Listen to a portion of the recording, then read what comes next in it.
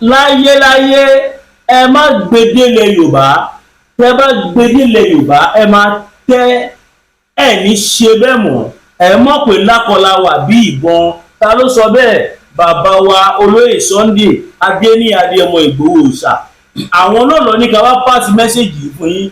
Ọmọ Yorùbá ó ti ṣẹlẹ̀, ẹ gbà wá o, ẹ gbà wá o, ẹ gbà wá o, ẹ bá wa share fídíò yìí sí gbogbo ọmọ Yorùbá káàkiri àgbáláyé.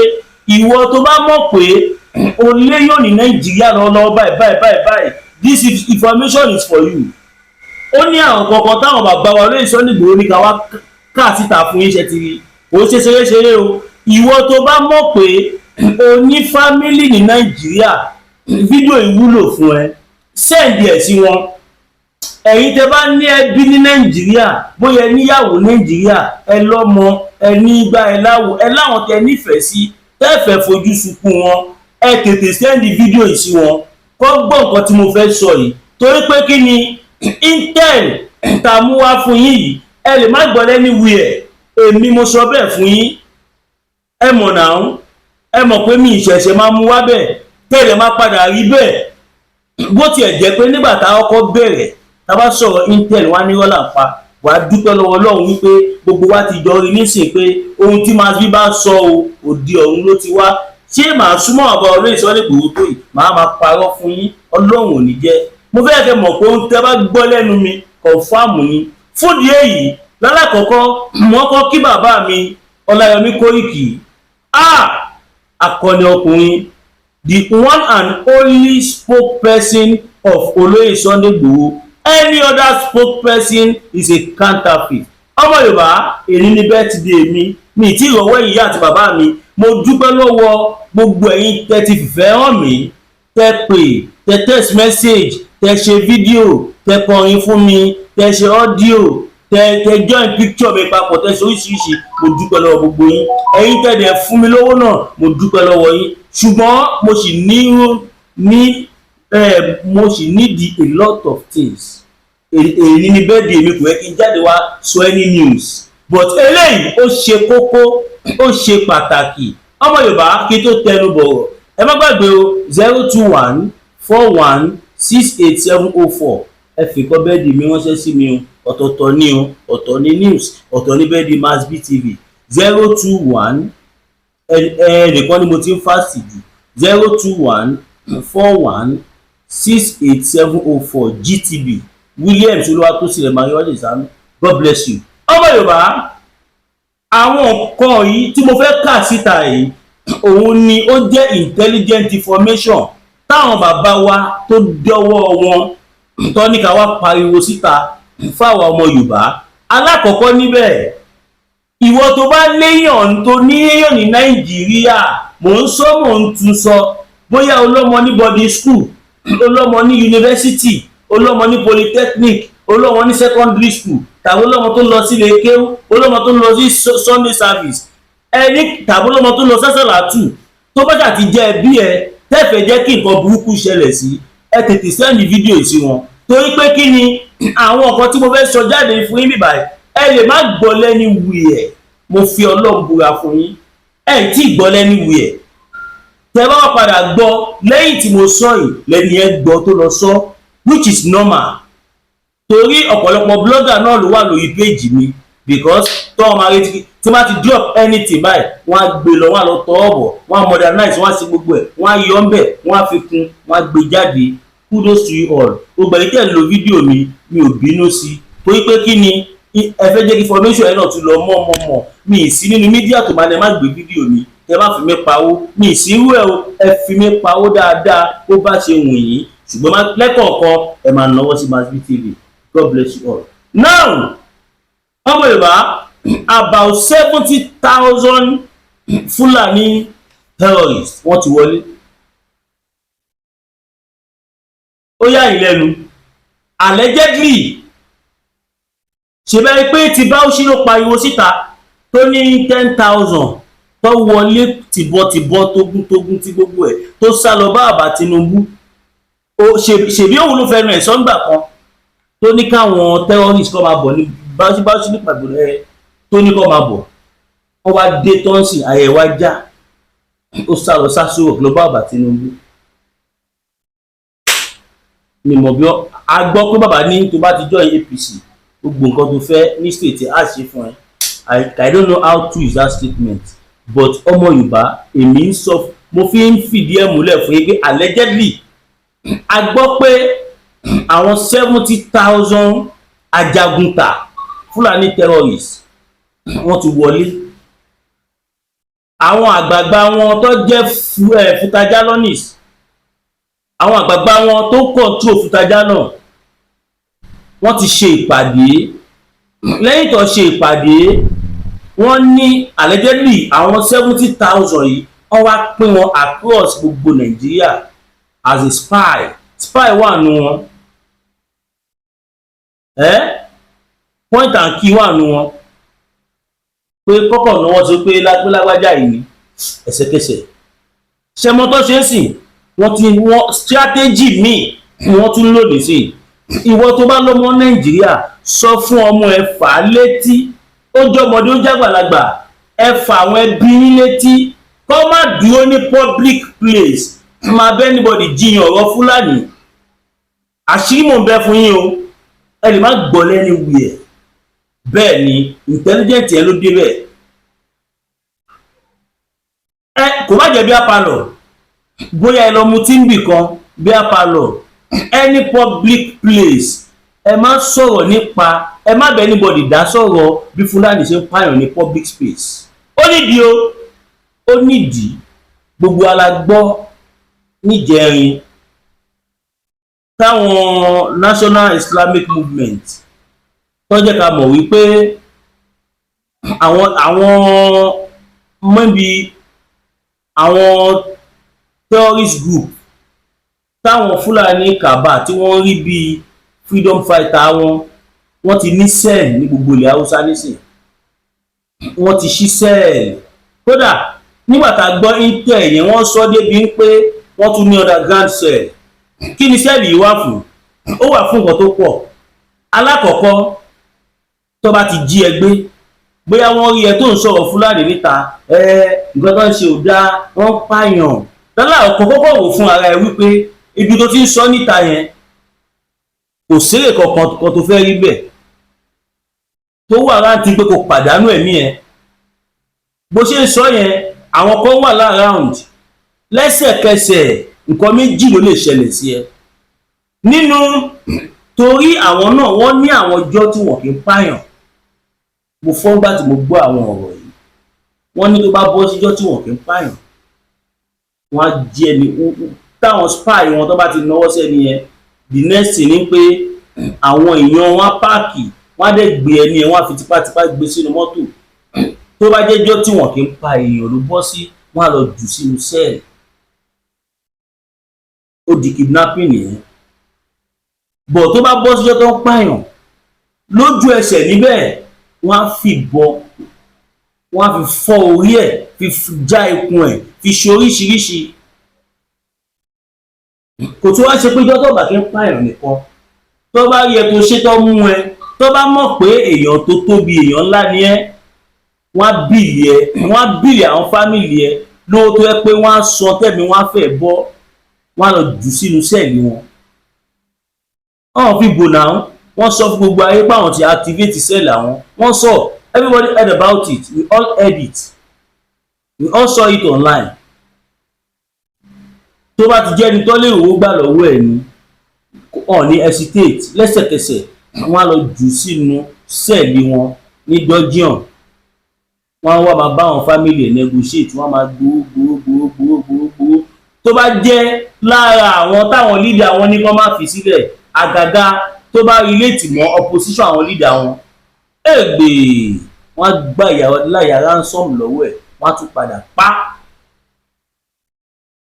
ẹ sọ fún àwọn ní káwọn ọmọ yín kọ́ lọ kóra wọn jánu, kò bá jẹ́ ní church, kò bá jẹ́ ní mọ́ṣáláṣí, kò bá jẹ́ lọ́jà, anywhere tó bá ti ń sọ̀rọ̀ Fúlàní terrorist, kó má bá wọn sọ ní public space. lásìkò yìí ó wà very very dangerous. kò sára tí wọ́n lè dá. ẹ má gbàgbé o, wọ́n fẹ́ islamize Nàìjíríà tipátipá tìkúùkù. kò dẹ̀ possible. Ohun tó fẹ́ ṣe yìí á ya padà dogun, á dọ̀tẹ̀, á dìjà. Ó lè jẹ́ òun ló máa pín Nàìjíríà because South West ilẹ̀ Yorùbá tèmi mọ̀ wọn ò ní ever allow Sharia because kí wọ́n tó gbé bọ́rọ̀ religion yìí dé nǹkan làwọn bàbá wa ń ṣe. Ọlọ́run dẹ̀ ń gbàdúrà wọn, Ọlọ́run dá wọn lóhùn. Kódà ọ̀pọ̀lọpọ̀ wọn tún gbègbè ayé tó dáa ju àwọn alákatakítí, àwọn terrorists tó pera wọn ní àfáà bí nǹkan kan yìí. 95% ti àwọn ará bíi oníjàgídíjàgan ni wọ́n. Tó bá dàbí rọ́ máa play fídíò kan fún yín nísìnyí, máa fẹ́ kí o bá jọ lísìn kájọ wò. wọ́n jálẹ̀kùn mi ẹgbà mi o ẹgbà mi o wọ́n jálẹ̀kùn mi o wọ́n jálẹ̀kùn mi ẹgbà mi o ẹgbà mi o wọ́n jálẹ̀kùn mi ẹgbà mi o ẹgbà mi wọ́n jálẹ̀kùn mi ẹgbà mi o ẹgbà mi o ẹgbà mi o wọ́n jálẹ̀kùn mi ẹgbà mi o ẹgbà mi o ẹgbà mi o ẹgbà mi o mo ní mi ò ṣe Islam mọ́ ni o mo ní mi ò ṣe Islam mọ́ ni ẹgbà mi o ìdí mo ṣẹ̀ sí ni o ẹgbà mi o ẹgbà mi o ẹgbà mi o mi ò ṣe o mo ní mi ò ṣe Islam mọ́ ni ẹgbà mi o. Ọ̀pọ̀lọpọ̀ ènìyàn wa ṣẹ́yìn náà ti rí ṣe ti gbọ́ nǹkan tí màá yẹn sọ. Ó ní nítorí pé òun sọ pé òun ò ṣe Islam, ẹ wo bó ṣe ń gbá géètì ẹ̀, wọ́n dẹ̀ ń já géètì ẹ̀, wọ́n fẹ́ wọ ilé lọ pa. Ọmọ Yorùbá ẹ jẹ́ ká fura, ẹ jẹ́ ká fura. Èmọ́ ti dé o, ibẹ̀ tí ẹ̀kọ́ ni mò ń lọ. Kó má dàbí pé wàhálà mi pọ̀, ọmọ Yorùbá, kó má dàbí pé wàhálà mi pọ̀. Ẹja sáré dókè ọ̀hún. ògbénu omi ríra ń tẹja ògbólógbé gúngún ní dún tàbàntàbà nínú aṣọ ògbólógbò oníṣègùn ìbílẹ̀ kan bẹ nílẹ̀ Yorùbá tọmọ tìfún tẹ̀dọ̀ ewé àti Olóyè Máyégún adífá bí ẹni wẹjú aníkúlápó agbọ́sẹsẹ fámọlé agbẹ́ǹkùlé mọye odù tó wù ogun àìrọ́mọbí ní tiẹ̀ ní ogun àìrálàánú ló ń bá ayé rẹ̀ wọ̀dì mú àrùn ọjọ́ pípẹ́ ló ń bá ọwọ́ jàǹkadì káṣiṣẹ́ bí erin jẹ̀jẹ̀ ìlérí ogun àmúbọ̀ ọkọ àmúbọ̀ aya ní tiẹ̀ ní tàbí ogun afiniṣẹ̀sín níwájú olóore èyíkéyìí ogun tàbí àìsàn tó máa ń bá ayé rẹ̀ jà tètè máa bọ̀ wá sọ́dọ̀ Olóyè Máyégún adífábí ẹni wẹjú abólórí bẹ̀rí abániyẹ̀ràwọ̀ ẹni wò aníkúlápó àgbàlagbà ọ̀jìmì tó mọ orúkọ tí wọ́n ń pe àwọn ìyá mi àgbà fún àyẹ̀wò tàbí ìmọ̀ràn ẹ pè sórí nọ́mbà yìí 08023940939 08023940939 báṣẹ́ bá mú mi àjò dànù bí gèrè bá mú mi àjò dànù tilẹ̀ tọ̀nà la fi ń jolóńgìní tètè máa bọ̀ wá sọ́dọ̀ Olóyè Máyégún adífábí ẹni wẹjú kógun ayé rẹ̀ ó dà fíẹ́yìn. Ẹ káàbọ̀ padà ènìyàn wa, nọ́mbà bàbá Máyégún nìyẹn, ẹ lọ dira. Kódà bàbá wa Olóyè Sunday Igboho gan sọ, wọ́n ní ká lọ tọ́jú kí gbogbo lọ tọ́jú ara wa lọ́dọ̀ kọ́ ni kó lọ bá bàbá Máyégún lọ tọ́jú ara ẹ. Ìwọ tó bá jọmọ Yorùbá tá a fà bí pásítọ̀ kan sì ń tọ́ ẹ̀ pé má ṣòkìgbẹ́ má ṣẹyẹta, Allah cover you, Jesus cover you. Gbogbo àná la mọ̀ pa láàánú lolúwa, ṣùgbọ́n Ọlọ́run náà sọ pé ìbùkún ni fọ́mọdọ̀ náà tó ṣe kí ni tó fọgbọ́n ṣe. Ọlọ́run ní ká wà ní pípé, ká wà ní kíkún, ká tọ́jú ara wa ló ń jẹ́ bẹ́ẹ̀. Àìjẹ́ bẹ́ẹ̀ wọ́n á kọ̀ pa ẹ́ bígbà tó bá pẹ́ ìdíyẹ. Now ìyẹn ti bàbá Máyégún nìyẹn, ìwọ tó fẹ́ gbàwé ìgbélù olóyè ọkọ o pé wọ́n fọpẹ́ balẹ̀, bàbá Máyégún is there for you. Now ẹ ká padà síbi tá a ti ń bọ̀ tẹ́lẹ̀. Nísìnyí báyìí à ń gbọ́ allegedly wípé gbogbo ilẹ̀ Yorùbá ni wọ́n ti ní sẹ́ẹ̀lì sí. Can you imagine? Allegedly lórí ilẹ̀ wa ṣẹ́rípa ti sùn àti ọrùn. Ṣé mọ̀ pé ìjọpọ̀ náà ni gọ́vùnà Adeleke pariwo síta, gọ́vùnà Adémọ́lá Jackson tó pariwo síta tó ní ẹgbà wọn o tí wọ́n mú àwọn Fúlàní terrorist kan tó lọ hand over wọn fáwọn DSS táwọn bàbá wọn ní kó fi wọ́n lẹ̀ kí nìkan tí màá yẹn yarí kò pẹ́ níjà ìlú òbúbẹ́lẹ̀ tí mò ń sọ fún yín báyẹn pé ohun tẹ́ ń gbọ́ nípa ìjà tó ń jà lọ́sùn kò sí kan tẹ́ ń gbọ́ yẹn gangan ni o, ó ní kan tó wà lábẹ́ ọ̀rọ̀ yẹn, òun lọ́rọ̀ àwọn Fúlàní tí gọ́vùnà Jackson mú tó lọ fà fáwọn DSS àpadà gbọ́ ọ̀kan mọ́ o, bóyá gọ́vùnà ti fi wọ́n lẹ̀ ní o, bóyá bákọ̀bákọ̀ ní o, nobody knows anything again. Kó máa dàbí pé wàhálà mi pọ̀ ẹja sáré dókè ọ̀hún. láàúlà bíi bitter tea ẹkùn tí ń wọ̀yá àjà pẹ̀lú àwọn kíndìnrín tó ní stone nínú ìyẹn kidney stone yóò mẹ́ẹ̀tì ẹ̀ tẹ́sí yádànù nínú àgọ́ ara yín òun kan náà ló ṣiṣẹ́ fún liver ìyẹn àìsàn jẹ̀dọ̀jẹ̀dọ̀ a sì tún máa ṣiṣẹ́ fún àti ìyẹn ìṣòro àìlèmí sókè sódò dáadáa láàólà bitter tea ló tún ṣiṣẹ́ fún ìfúnpá gíga ìyẹn high blood pressure bákan náà gbogbo ẹ̀yin tẹ́ ẹ bá ní ìṣòro ìsétọ̀ tí a mọ̀ sí prostate cancer gbogbo àwọn àìsàn tá a là kalẹ̀ yìí pátápátá òun ni láàólà herbal bitter tea yóò bá wà yá àjà ìṣòro ara ríro ńkọ́ láàólà bitter tea òun ni kẹ́ ẹ gbẹlura láti wá rí egbòogi láàólà bitter tea rà àbí tẹ́ ẹ bá fẹ́ mọ ibi tí wọ́n tẹ̀dó sí ẹ mẹ́sẹ̀gì wọn lórí àwọn WhatsApp numbers yìí +447-4245-27137 àbí àwọn Nigeria numbers yìí 08033194355 tàbí 08026265000 kò bára rí ẹ̀rí inú ẹ̀jẹ̀ ti kàn jẹ̀gbọ̀n lọ́wọ́ láàólà bitter tea gbẹlura kò rí yàtọ̀ bẹ́ẹ̀. káàbọ̀ padà ènìyàn wa nọ́mbà láàólà bitter tea nìyẹn ìwọ tí nǹkan ọmọkùnrin ẹ bá ké tó lè ṣe dáadáa tó lè kọlẹ̀ gbọ̀ngbọ̀ngbọ̀n tó fẹ́ àdódùn oní cancer arthritis any type of àrùn ẹ pè wọ́n ìyún tó lọ ń gbélé àwọn lọ́wọ́ nìyẹn tested and confirmed now ẹ ká padà síbi tí a ti ń bọ̀ tẹ́lẹ̀ now wọ́n ní ká tún sọ fẹ́yìn bàbá wa ẹ má talẹ̀ fún Fúlàní mọ́ ẹ má talẹ̀ fún ẹni àjòjì tí ó bá ti kí ń ṣe ọmọ ìlú yín tẹ mọ̀ láti bẹ̀rẹ̀ pẹ̀pẹ̀ ẹ má talẹ̀ fún anybody o tó tẹ bá lè talẹ̀ fẹ́yàn ẹ máa fi condition síbẹ̀ pé ìjọkíjọ tẹ bá fura pé ó bá Fúlàní ra lẹ̀ yìí ni automatically ilẹ̀ yẹn á di ti yín padà ẹ bẹ̀rẹ̀ sí ní ṣe MOU yẹn memorandum of understanding MOU ẹ bẹ̀rẹ̀ sí ní ṣe so ọmọ Yorùbá ẹ má dàgọ́ra wa o ẹ bẹ̀rẹ̀ sí ní ṣe MOU fún wọn yes torí tẹ bá rántí ọ̀rọ̀ kan tí mo wá sọ ńgbà kan mo ní àwọn Fúlàní kan wọ́n lọ bá àwọn bàbá wa lọ́balọ́ba wọ́n ní kó jọ àwọn fẹ́ ra lẹ̀ sínú forest wa sínú reserve forest wa bíi 1 million plots wọ́n ní iyekíye tó bá fẹ́ tà fáwọn kò bá jẹ́ 1 million àwọn rẹ́dà kò bá jẹ́ 5,000 acres 500,000 àwọn rẹ́dì àwọn dẹ̀ máa fún lówó cash but ká dúpẹ́ pé aláwọn bàbá dáadáa àwọn bàbá wa wọ́n ti sọ wọ́n náà wọ́n ní dalẹ̀ wa mọ́ wọ́n dẹ̀ dúró tí wàá ṣiṣẹ́ wọn talẹ̀ yẹn fún wọn. tẹ́lá wọn ti rọra mo sọ fún yín mo ní ọ̀pọ̀lọpọ̀ ilẹ̀ tí wọ́n lọ ń rà ilẹ̀ òòṣà ilẹ̀ àlùmọ́nì ẹ̀ẹ́dẹ̀ nímọ̀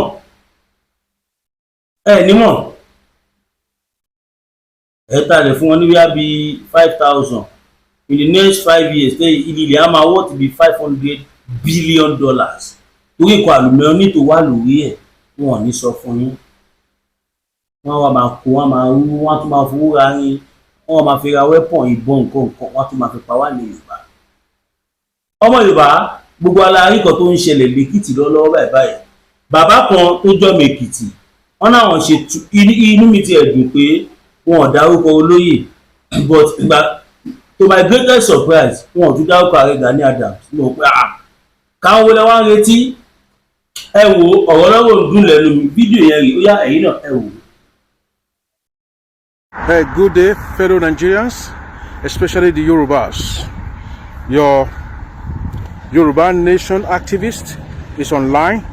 I'm making this post specifically for the sanitization that is going on in Ekiti. So I am appealing to whosoever that is living within Ekiti Evros, like the Ekiti area, Akure, Ondo, or Owo. If you are living within that vicinity, please can you join in the cleansing or in the sanitization of Ekiti forest? For us to scan our forest, I want you to come out and join them. Please, I need somebody in that vicinity that I can get in touch with. I can send you some telescope and send you some money to ensure this is done. So if you are living in that area and you know you are not a fraudster, because I will check your identity I will check to ensure that you are a real Yoruba guy and you are ready for the action. So I want to send you telescope and drones and some money to go and get this to scan the forest in the Ekiti, Owo, Ondo area. Also, we need help as well in Kwara area as well, or in Oro and the area where the Fulani guys are disturbing them. We need help in that area as well. So if you are one of the traditional power, you believe in yourself, you sure that you can confront those guys, I will send you some telescope to scan the forest and some money to make you available over there. And we need some help. We need representatives as well in Shagamu and Yewa area as well. They are being disturbed in Yewa area as well, and somewhere around Ibadan as well. They are being disturbed over there. So please get in touch with me if you know you are sincere, because I will verify who you are before I send you anything for the progress of Yoruba land. This is under Western Security Network. But remember, the Yoruba Sovereign Independent Nation, aka Yoruba Nation activism, is still ongoing. We shall get there. I can assure you, we get Yoruba Sovereign Independent Nation, aka Yoruba Nation. But the question is, we have to intensify the activism. That is why I am always on here. So I am on here right now under the Western Security Network, so that we can scan our forest. And that is exactly what I will do immediately I get to Nigeria by June this year. We will start going to every forest. We will start from the vulnerable areas to get the forest scanned. Then after that, then we go to the second stage of installing CCTV and solar light in the vulnerable areas. So with this, we will know who is who in our streets, and we're able to cut them down. Lastly, we're going to write letters to all local governments in Yoruba land, because all those Okada riders, a majority of our states, they are potential terrorists, they are potential bandits in Yoruba land. So we will start to regulate them. By the time we put more regulation on them, they will flee. Okay? So that is exactly what we are doing, and that is what we're going to do. So please join me on this activism. This is the time that we're going to get our liberty. And I'm pretty sure Dr. Shehi Gumi is worried now, because we're going to attack politely and tell him your boys must comply with the law in Yoruba land. Anti-open grazing law must be complied with by all herdsmen in Yoruba land. So please join me. We need to fight to defend our land. Join me on the activism for anti-jihadist movement in Yoruba land. Also anti-open grazing in Yoruba land. Join me on this motive. Then we can secure Yoruba Sovereign Independent Nation, aka Yoruba Nation. Please, I remain one love to you guys.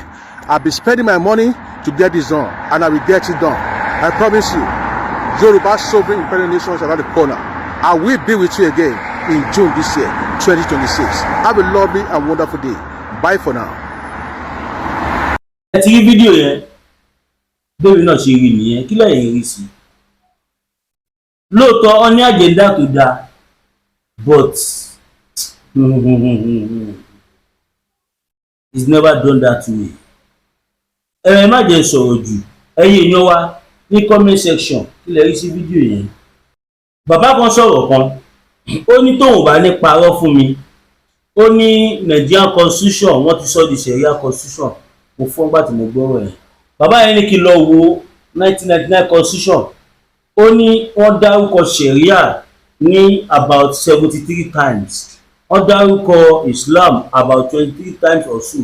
Ó ní wọ́n ti sọ di Sharia constitution. Mo á wò pé wáò, màá bá sọjọ́ díẹ̀ lajúlẹ̀ tó fi ṣe irú kan báyìí fún Yorùbá. Torí àsìkò bàbá bá sọjọ́ ni àwọn dẹ̀rọ̀ gbà wọlé, ìdẹ́ kó rí bẹ́ẹ̀. Nígbà tá a ní ìlú jẹ́ secular state, ìlú tí ò ní gbàgbọ́ ní ẹ̀sìn kankan, ó mà ṣe o. Ọmọ Yorùbá já lọ múra sílẹ̀, ogun ń bọ̀, ní ìdẹ́rùbà yín, reality ni. ẹni tó bá lójú inú á mọ̀ pé nǹkan tí mò ń sọ kọ̀ǹfàmù ni. Ẹ jẹ́ ká lọ múra sílẹ̀, ó ṣe kókó, ó ṣe pàtàkì, ogun ò ní kó wa o. Ọmọ Yorùbá ẹ jẹ́ ká lọ múra. Ẹ má gbàgbé o, ẹ sọ fún àwọn ọmọ yín ní public places tó má bẹ́ẹ̀ anybody jókòó sọ̀rọ̀ Fúlàní terrorists. Torí pé kí ni ara àwọn ọ̀nà tó tún lò nìyẹn. They now have spy everywhere. Yes, they now have spy everywhere. Àwọn tó bá ń sọ̀rọ̀ ẹ̀kọ́ rẹ̀ nìkan tó máa kọ̀ náwó báyìí ni the next thing tẹ́ máa gbọ́ wá dàbọ̀ bò ní point and kill.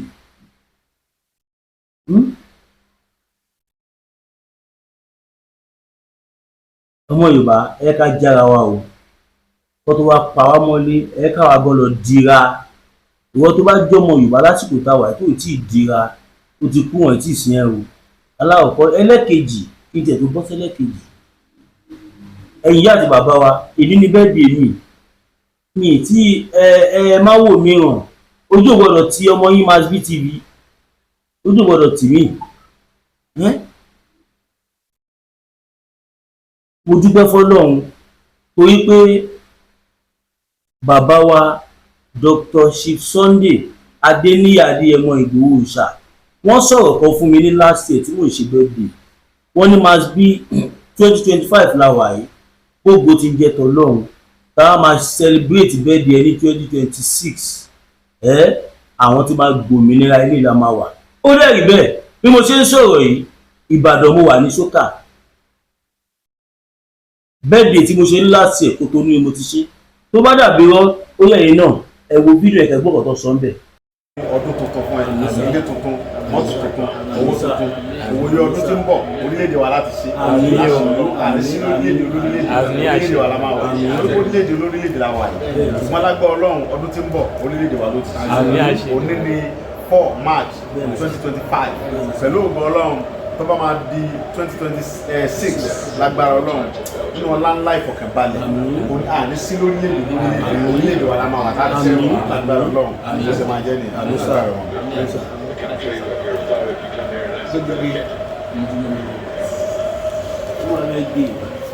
Ọ̀yà wọ́n lọ́wọ́ lọ́jọ́ bí wọ́n ní kó o gé jẹ́ ká pé orúkọ ẹ̀ happy birthday to you. Happy birthday to you, Mass B.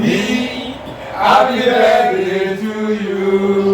We wish you many happy returns on your day.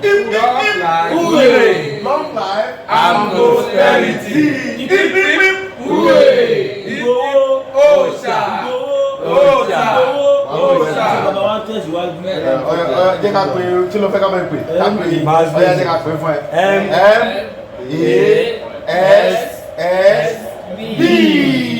Thank you, sir. Ẹ ṣé mo dúpẹ́ gan-an Olúwa mi. Kábíyèsí Olúwa mi o. Kábíyèsí Ọlọ́run. Ṣẹ́yìn náà ti wá rí fídíò yẹn. Ṣé rí pé ẹni tó lọ́hún nífẹ̀ẹ́ gidi gan-an Olóyè Sunday Igboho. Ohunkóhun tó bá ṣe, tó bá sọ, Ọlọ́run máa ń make sure pé ó sọ dàṣẹ. Ọlọ́run ò ní gbéyàn dìde kó wá jẹ́ kójú máa tì rárá. Kódà kó má sínú àjẹ́dà Ọlọ́run torí pé ẹni tó lọ́hún pè ní Ọlọ́run ò ní jẹ́ kójú tì ní àwùjọ.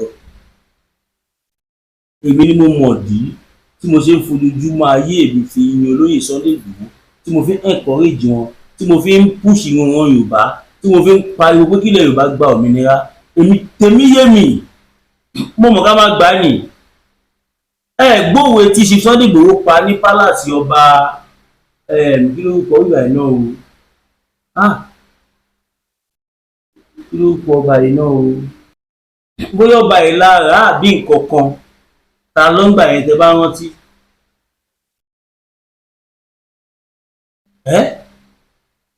Wọ́n ní Yorùbá nation pé tó bá kọ́kọ́ bí ọmọ ó lè kọ́kọ́ máa rákòrò ṣùgbọ́n ó ṣú ọba ń kà pé ọmọ yẹn máa rìn. Òótọ́ ni ojú lọ́wọ́ ẹ sí fídíò yẹn ẹ̀yin èèyàn wa kẹ́ má gbàgbé o ẹ support mi financially èyí ni birthday mi and I'm still expecting a lot of you láti fìfẹ́ hàn. Mo dúpẹ́ lọ́wọ́ gbogbo ẹ̀yin tẹ́ tí kódà fóònù mi ti fẹ́ fàya látàárọ̀. The love is too much. Mi ò mọ̀ pé àwọn èèyàn nífẹ̀ẹ́ mi báyìí. Ẹ ṣé mo dúpẹ́. Gbogbo yín ni mo appreciate. Ó yẹ kí n ní ìsìnkú ẹ̀ kí n ra cake, kí n gé cake, kí n ṣe but bó ti wọ́n lọ́wọ́ ní ìṣọ́lá. Ìdè òde tíṣù kò sí tọ́lọ́hún mi ò lè ṣe. Fẹ́ tọ́lọ́ba tó fọwọ́ tọ́lọ́kàn 02141687040 02141687040 GTB Williams Olúwatósìn àwọn ọmọ ayélujára. Fẹ́yìn tó bá gbé polówó ọjà fún wa tàbí ní important information tàbí fẹ́ fún wa ní àṣírí kọ̀ọ̀kan jù síta tàbí kọ̀ọ̀kan ẹ pè wá sórí +229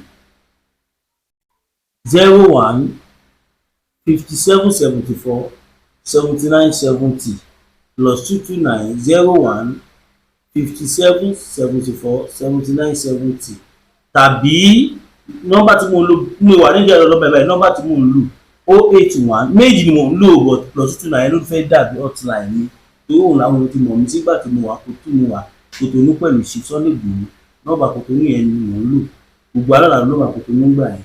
So now the number is 081 76 03 4216 081 76 03 4216 WhatsApp only ni o. Ọmọ Yorùbá ojú ò ní tì yín ojú ò ní tì mí náà o ojú ò gbọdọ̀ tì mí o. God bless you all. I love you all. Once again, congratulations and happy birthday to me. Mo lè tún fásitì yìí mo fi kí ìyá wa Iron Lady Ìfẹ́olúwa pé wọ́n kú oríire àná March 3rd làwọn náà. Mo kí brother mi Àlùkà, mo kí Pastor Káyọ̀dé àbí kankan àná ní birthday tiwọn náà. Ọ̀pọ̀lọpọ̀ àwọn tí wọ́n yí mi ká March 3 ni wọ́n. Tọ́jú àwọn tó yẹ pé wọ́n dàbí ìyá, wọ́n dàbí bàbá, wọ́n dàbí àbúrò, wọ́n dàbí ẹ̀gbọ́n. Ó yà mí lẹ́nu ìwọ̀dà àwọn March 3 èmi nìkan ni mo jẹ́ March 4 láwọn kọ̀ọ̀kan náà tí a jọ wà ní movement. Ìdúpẹ́ lọ́wọ́ Ọlọ́run lágbára Ọlọ́run ànífẹ́lẹ́ ṣàṣìwọ̀n nígbà tí wọ́n máa ṣe birthday mi 2027 gbogbo ti jẹ́ tọ́lọ́run mi ní jáde báyìí wá tọrọ kẹ́ support mi Ọlọ́run á ti ṣèyanu àdúrà ti ṣe ti Sunday Igboho ṣe tí mo fi hàn yín yẹn wọ́n ṣe ní tóbi wọ́n lágbára Ọlọ́run tó bá máa ṣe next one àwọn àpògbó àti máa gba òmìnira àti wà nílẹ̀ Yorùbá ó dẹ̀ rí bẹ́ẹ̀ ká ní wọ́n fowó sí gbà yẹn ni pé tó bá máa fi ṣe lẹ́wọ̀n àṣẹ nílé o wà á ti lówà gbé owó bá ti dí mo sọ nísìnyí Ọlọ́run orí mi o kò bá jẹ mọ́tò kò bá jẹ anything ẹ bá fún mi inú mi á dùn o táwọn náà máa fi ṣe irinṣẹ́ God bless you.